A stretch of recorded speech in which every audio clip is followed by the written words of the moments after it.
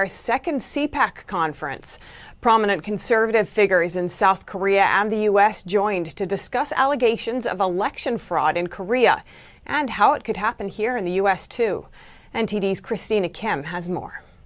On April 15th, South Korea held a legislative election in their National Assembly.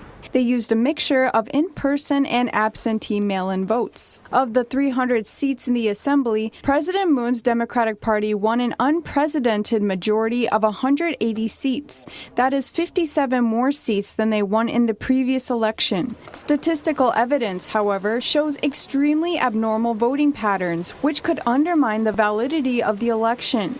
South Korean lawyer Park Ju-hyun spoke in depth about the security issues the country faced with absentee mail-in voting. The number of mailed votes that left the post office did not match the number of votes that arrived at the final post office destination. This indicates there was serious fraud in the mail-in voting system.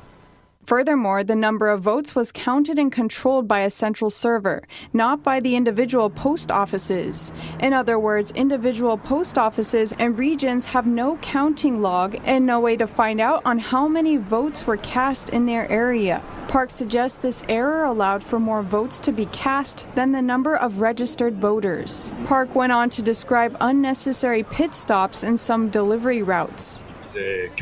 Votes mailed from the southern Ulsan post office to the Ulong post office were found to have passed through a Daejeon exchange center. We've seen a lot of carriers make these kinds of irrelevant stops. In Incheon, many votes had eerily identical characteristics. Records showed they were all mailed at the same time, arrived at the same time, and were even delivered by the same mailman on identical routes.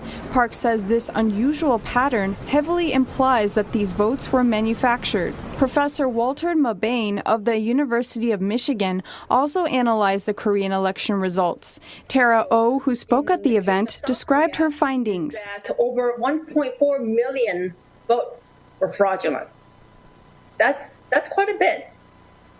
Of those, slightly over 1 million votes were manufactured, and about 360,000 votes were stolen from other candidates.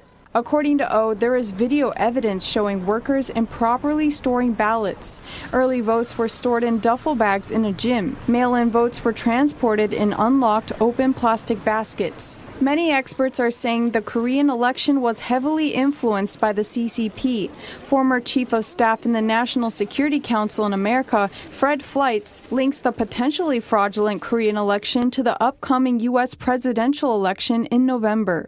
The Democratic Party and the mainstream media constantly look the other way when clear evidence of election fraud appears if it favors the Democrats.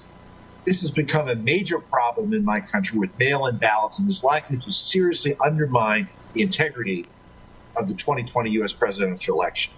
China has almost certainly launched a